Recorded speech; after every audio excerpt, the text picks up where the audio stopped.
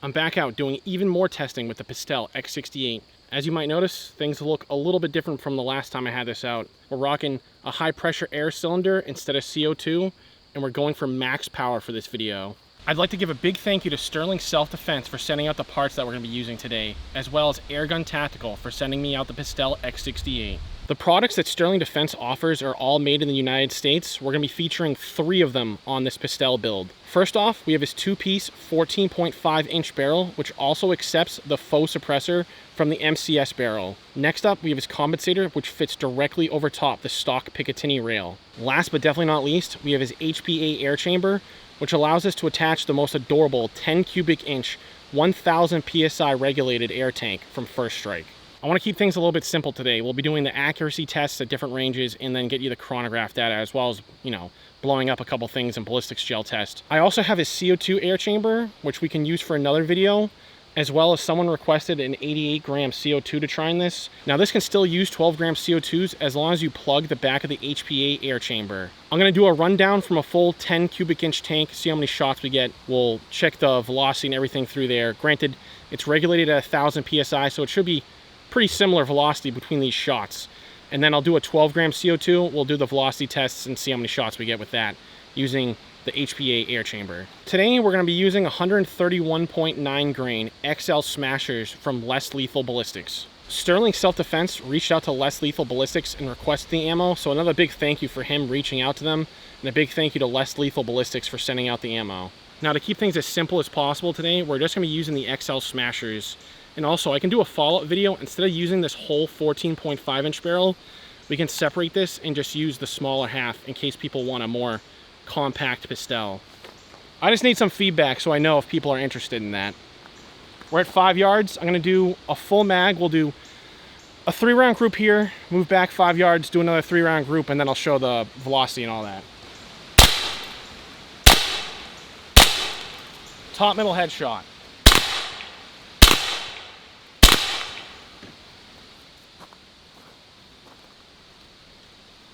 Six rounds later, we went from 3,000 PSI, we're at 2,000 PSI. Let's go to 15 yards. 15 yards, middle bullseye. Well, that was the first I've ever had the mag drop out of the Pistelle. 20 yards, top middle headshot.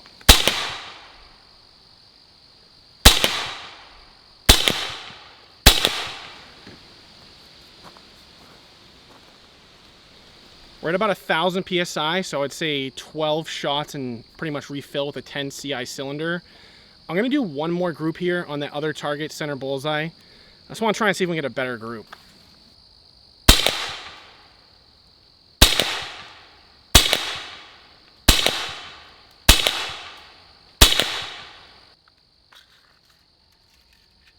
Unfortunately, I don't know if I broke the magazine from the drop. I'm assuming the drop broke it, but now I have a follower stuck inside the gun. So unfortunately, we're just gonna have to call the video here until I get another magazine. It's officially day number 2 for this Pistelle video. The magazine's back in working order for right now. This piece right here, this little nub, cracked off the bottom of the follower, and pretty much with that piece gone, the follower was free to launch inside the gun and jam things up after the last round was used. So we'll see how that goes today. I do have one extra magazine, so I do have a backup just in case. There's been enough time between that first video and now this one that I actually received 2 new red dots from Osight. They sent out their new Osight C and Osight K. Today I'm going to be using the Osight C, which is similar to the Osight X, but this one has a removable battery. To start off the range portion on day number 2, we have the end cap attached to the HPA power chamber. We're going to be running a 12 gram CO2. I'll get you shot counts. We'll do the FPE just like we did with the HPA and see what the difference is between the CO2 and the HPA. I do have to sight in this optic. We'll be doing that while running the CO2. So some of the shots might not be on target exactly. We'll just be paying attention to how they group.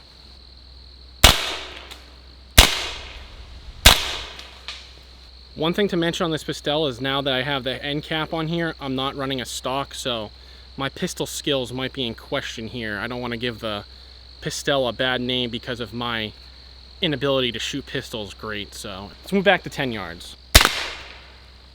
I definitely pulled that.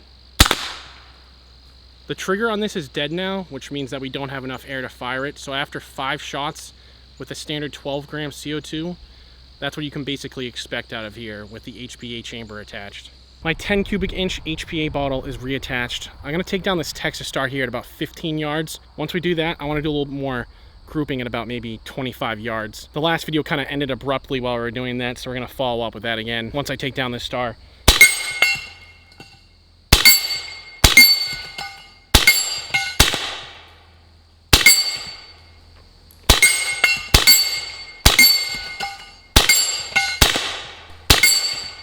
These will drop an AR 500 Texas Star.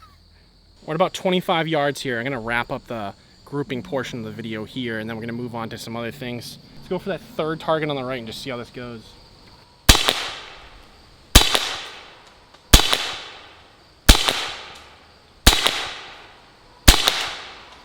I don't know what was up with that last round, but the other 5 rounds on that target were pretty good. Maybe I'll have to move back to 30. We'll do that real quick right now, and then we'll move on. All right, I'm gonna use this table and brace myself.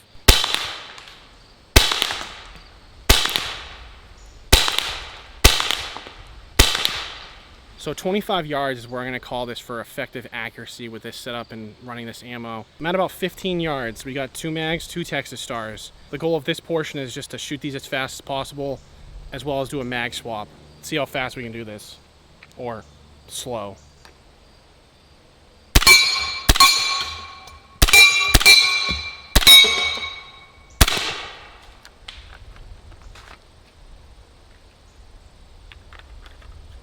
Ah.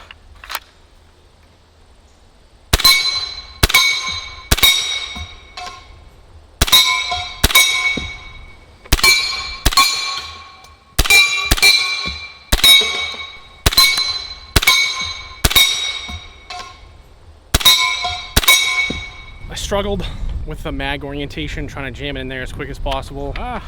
The first mag didn't really want to come out. It was a little stuck, but obviously I'm trying to do this as fast as possible, so that probably didn't help. But not too shabby, only 1 miss.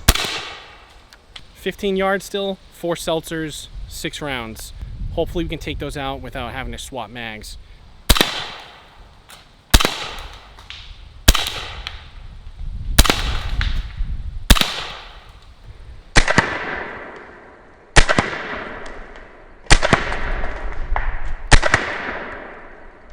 I got 1 shot left.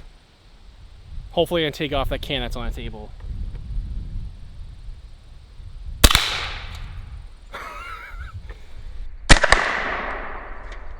I know it's just soda cans, but man, these things are ripped to shreds. I'm not trying to blow up these tables, but it does come in handy sometimes because now it's my loaf pan holder. We'll shoot this a couple times, see if we can blow a hole through it, and hopefully I don't catch a ricochet. I think the first shot just blew a hole clean through it. Damn, the pizza pan penetration test is gonna be pretty interesting.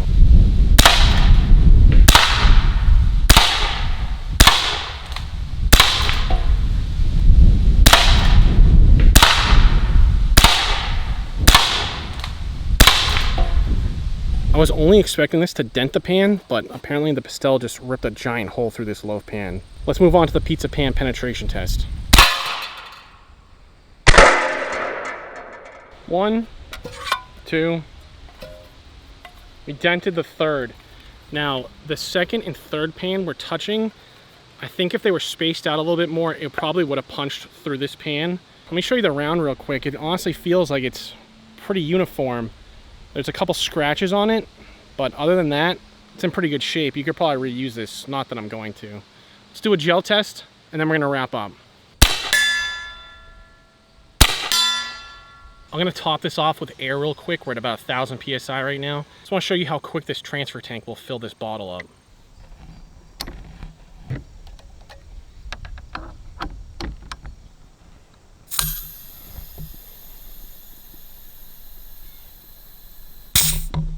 These transfer tanks are so convenient. They just allow you to refill top off pretty much, in this case, almost instantly. It's ballistics gel time, but instead of just doing a straight naked gel first, we're gonna change things up a little bit. We have this jean fabric I'm gonna place in front and see if we can actually penetrate through this and still go into the gel. I got 3 rounds loaded. Let's see what happens. From this side of things, it penetrated in, I'm gonna guess it's probably 3 inches in that gel.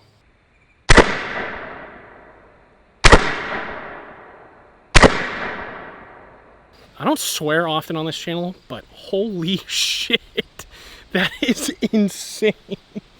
That is scary. We're like half a foot into that gel through a single side of jean fabric. All right, 3 more.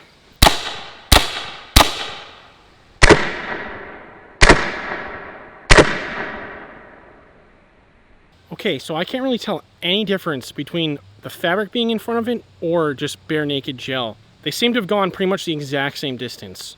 So that's gonna wrap things up today with this Max Power Pistelle featuring parts from Sterling Self-Defense. Now, the Pistelle in the standard form, completely stock, is pretty scary with those metal rounds. But I have to say, with this Max Power setup, it's absolutely terrifying. One more thing before I wrap up, I just want to give another thank you to Sterling Self-Defense. He reached out and hooked me up with all the ammo that I was using today, so I'm very thankful for that. It's kind of difficult when you're shopping for this gun because the bore size of what people are selling for the ammo just doesn't match these barrels. They're a little bit oversized, so some of the ammo is really, really small, but it actually works pretty decent. This stuff, I have to say, works really well, and I also think I have some Grimberg rounds coming in, so we'll be doing another video testing those out and seeing how that goes. But if you guys like this content, just let me know. The more feedback I get, the more of these types of videos I can put out if people are interested in them. So with that, I'll leave you there. See ya.